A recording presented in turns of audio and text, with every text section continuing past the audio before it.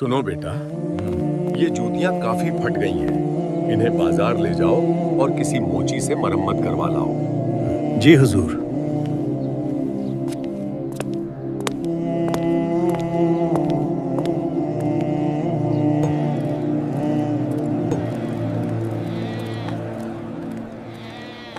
भाई ये जूतियां मरम्मत कर दो।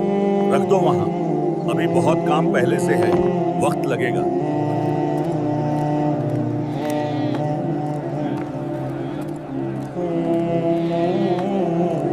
कुछ देर बाद, अरे वाह, बड़ी शानदार जूतियां हैं। देखने में तो मामूली हैं, पर इनमें अलग ही कशिश है। भाई ये किसकी जूतियां हैं? ये अल्लाह की जूतियां हैं। क्या कहा? मजाक करते हो? ये इंसान की जूतियां हैं और तुम कहते अल्लाह की हैं? मैंने सच कहा, ये जूतियां अल्लाह की हैं। होश में तो हो मियाँ, या दिमाग खराब हो गया है? अल्लाह पाक तो जिस्म और जरूरतों से पाक है। तुम शिर्क और गुस्ताखी कर रहे हो। क्या हुआ? क्या हुआ?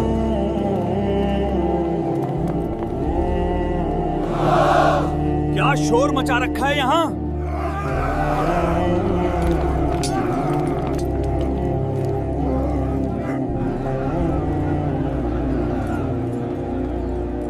शोर मचा रखा है यहाँ। सिपाही जी, देखिए ये आदमी, इसके हाथ में इंसान की जूतियां हैं और ये कह रहा है कि ये अल्लाह की जूतियां हैं। ये सरासर गुस्ताखी है। क्यों भाई? क्या मोची सच कह रहा है? हाँ, ये सच है। ये अल्लाह की जूतियां हैं। पागल हो गए हो क्या? अपनी जान के दुश्मन क्यों बने हो? अगर ये बात बादशाह या काजी तक पहुंच गई तो सर कलम हो जाएगा। सच बताओ किसकी हैं? ये अल्लाह की जूतियां हैं।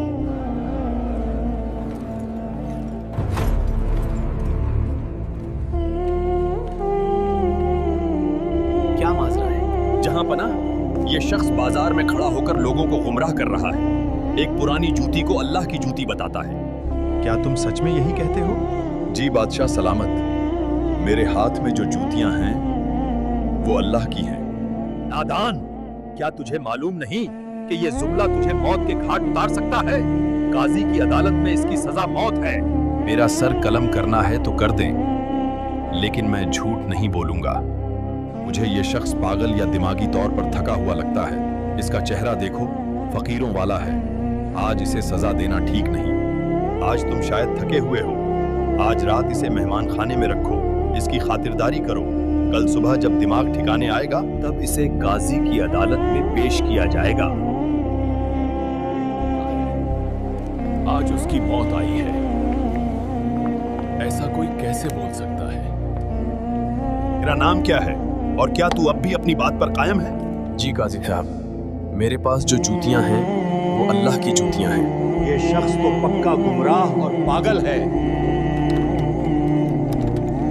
इसे तो सजाए मौत। हजरत आए हैं।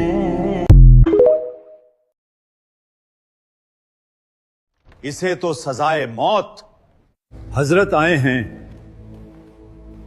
आजी साहब,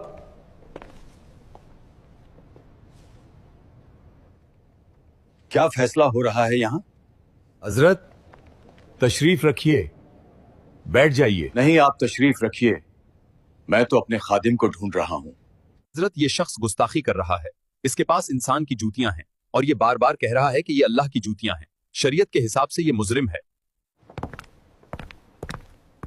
ये बिल्कुल सच कह रहा है। ये जूतियां अल्लाह की ही हैं। हुजूर, आप क्या फरमा रहे हैं? मैं पूरी तरह समझ नहीं पा रहा। आप तो शरीयत के जानकार हैं। काजी साहब, क्या आपने कुरान पाक की वो आयत नहीं पढ़ी? जमीन और आसमान के दरमियान जो कुछ भी है वो सब अल्लाह का है। अब अगर आप इन जूतियों को जमीन और आसमान के दरमियान से बाहर निकाल सकते हैं तो ये आदमी झूठा है। और अगर ये जूतियां जमीन और आसमान के बीच में हैं, तो फिर ये किसकी हुई? बेशक सब कुछ अल्लाह की मलकियत है। अजीज साहब, आप इस आदमी को नहीं जानते। ये इश्क हकीकी में डूबा हुआ है। इसे हर चीज में, हर जर्रे में सिर्फ अपना रब नजर आता है।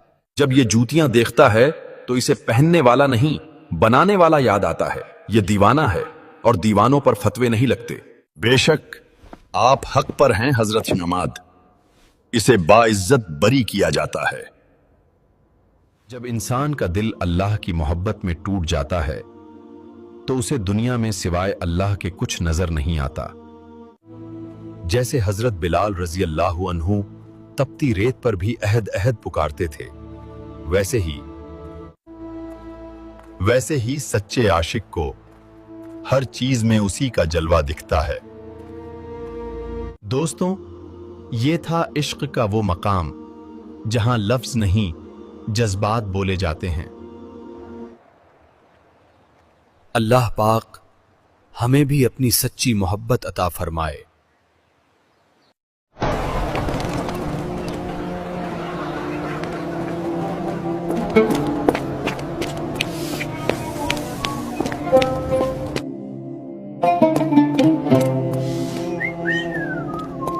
आज सर्दी बहुत है।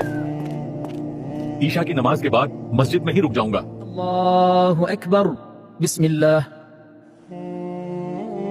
अस्सलामु अलैकुम व रहमतुल्लाह, अस्सलामु अलैकुम व रहमतुल्लाह।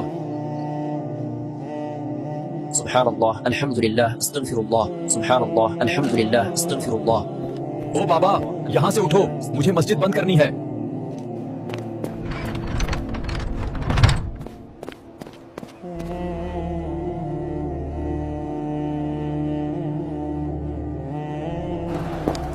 अस्सलामु अलैकुम। वालेकुम अस्सलाम।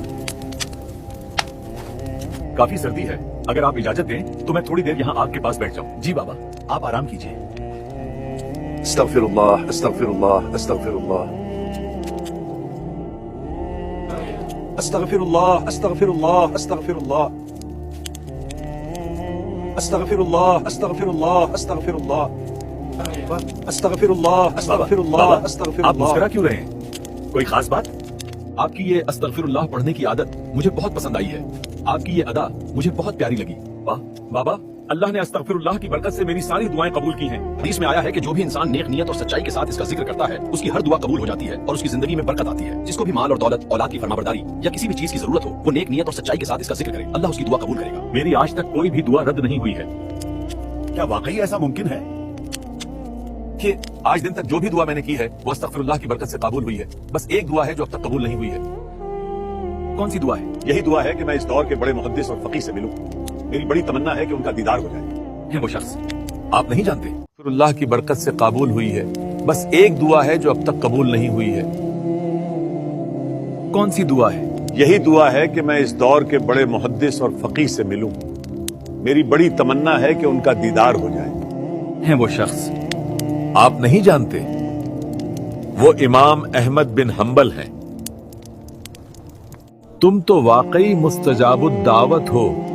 मैं ही हूं इमाम अहमद बिन हंबल।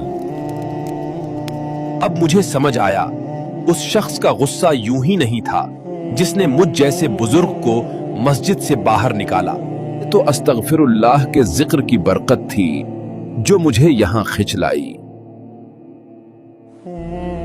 अभी बाबा, अल्हम्दुलिल्लाह, मेरी दुआ कबूल हो गई। मैं तो खुद को इस लायक भी नहीं समझता था कि इमाम अहमद बिन हंबल जैसे बंदाए सालेह का दीदार नसीब हो।